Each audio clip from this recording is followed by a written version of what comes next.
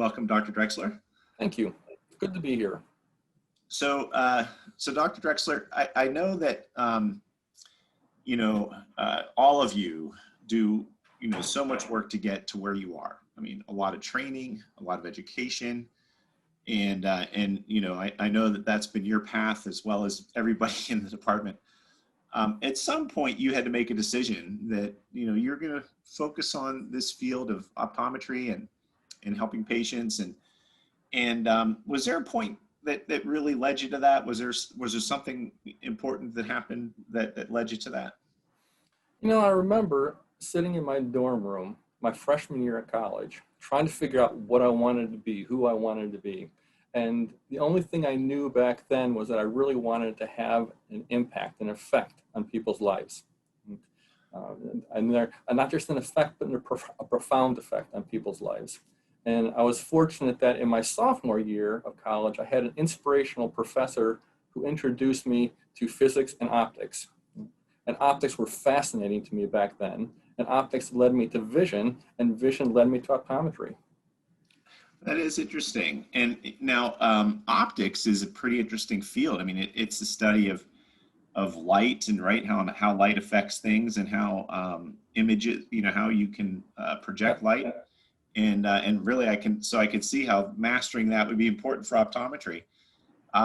You're working with a lot of the patients who have, as more severe needs with vision and particularly correcting vision.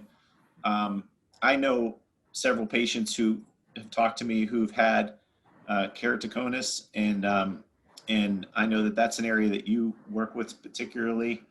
Tell us about some of the things that are important for people to know that we can do in these areas just to correct vision using some of the things that just like contacts. For the last 6 years, I've been really working primarily fitting customized specialty contact lenses, not just for keratoconus, but for other disease conditions, Stevens-Johnson syndrome, graft versus host disease. People have had corneal trauma, corneal scars from infections. All these people have visual needs, visual problems, and the types of lenses that we use that are available to us now, which are phenomenal, they're things that actually allow us to have a non-surgical visual rehabilitation for them. And the effect on the people, when we're successful, the effect on these people is life-changing. And it's a night and day thing to take someone who comes in really not being able to see comfortably to function, and you can, with a little bit of work, give them vision that is beyond what a lot of times they even expect. So how does that work? What are some of the tricks of the trade, if you would, in terms of, being able to, I guess I probably thought contacts are contacts, but what are the things that you can do to make a difference for somebody who has more problems on the surface of their eye? When you get into things like keratoconus, like a corneal scar, the problem with the vision isn't a power problem. It's not put a pair of glasses on that have a power tube and correct the vision. The problem's a shape-related problem. So unless we do something to recreate the shape of the cornea, they aren't going to get good vision. So the lenses that we use are not soft lenses typically. There are some soft lenses we can use, but they're usually a hard contact lens of some sort. And in particular, a lot of the newer lenses are scleral lenses. A scleral lens is a very large diameter. It might be 18, 19 millimeters across, and it doesn't rest on the cornea at all. It just vaults over top of it to recreate the shape.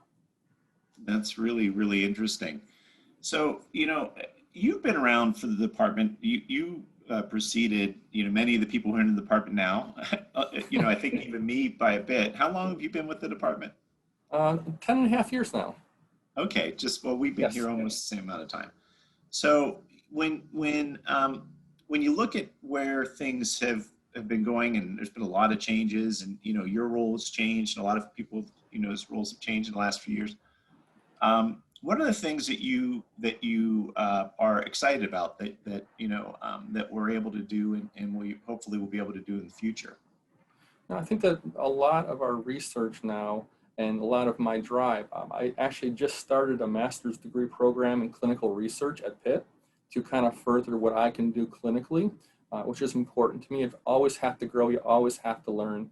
and there's so much technology out there that you have to get in front of. And I think that for me personally, looking at what those things bring to us, knowing how what I do with the specialty lenses can affect people's lives and improve their vision and improve their functioning, we really want to work to find ways to make these technologies more available to people. Find ways that actually allow us to, fitting the lenses is pretty complicated. It takes a lot of time. It takes a lot of finesse. And if we can find ways to make these things more available to people, to simplify the fitting process, to maybe reduce the cost of the lenses a little bit, so maybe not just my patients, but a much wider patient base can have access to these types of lenses easily, that's what a lot of our technology is kind of focusing on now. Second goal we have is that the optics of these lenses, whereas they're good now, we're really looking to find ways from a research point of view to improve the optics. So if we can take a cornea that's irregular, that has scar tissue, and we can modify the optics of a lens to correct for those higher order aberrations induced in the cornea, that's what we're trying to do too. That's where our technology over the next couple of years is really going to take us. That's exciting. Now, is any of that technology development, are these things that could potentially happen within the department with some of the other, collaborations with other faculty? Yes, we're definitely 2 or 3 people who deal a lot with optics and imaging that are helping out a lot, that we've really been working together to try and find some kind of targetable achievement with it. So like Dr.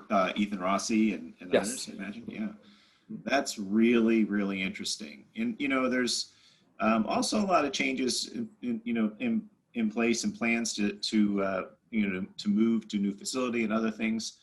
What does this mean for our Department of Optometry and the work that we're going to be doing there? We've been very fortunate in the last 3 years, 4 years. We've almost doubled our optometry service, and we've been incredibly fortunate in the people we've been able to bring on board. We've had some phenomenal additions to the group. They do great work, and each one kind of brings their own kind of niche, their own kind of specialty. Some with neurology, some with glaucoma, some with low vision. And what we're going to try and do is incorporate all those things into our new facility to make sure that we really kind of let optometry play on a couple different levels, so they can actually take care of the primary care, but then allow us to maybe address some of the subspecialty things that people really need help with. That is all good to hear. So, well, thank you. This is, the kind of work that is helping people today. And, we don't have to wait long to see some of the improvements in the way that we can help people with technology that you're dealing with. And it's exciting that you have a hand in making it better for patients in the future. Thank you so much. Thank you. Thank you for spending some time with us today. And look forward to seeing you. I miss seeing you as a patient. I know you've outgrown me. I'm always here for you. And one thing I would add, that in our department, and I've seen our department grow and change so much, it's an honor and a privilege to be here. The people around me are brilliant. The work they do is great. And it's each day I come to work knowing that I have to up my game to keep on par with the rest of the team. And it's a great thing. Yeah, well, I concur. I feel the same way, and I think that many do. So thank you so much, and we'll look forward to seeing you again. Have a great day. Okay, you too.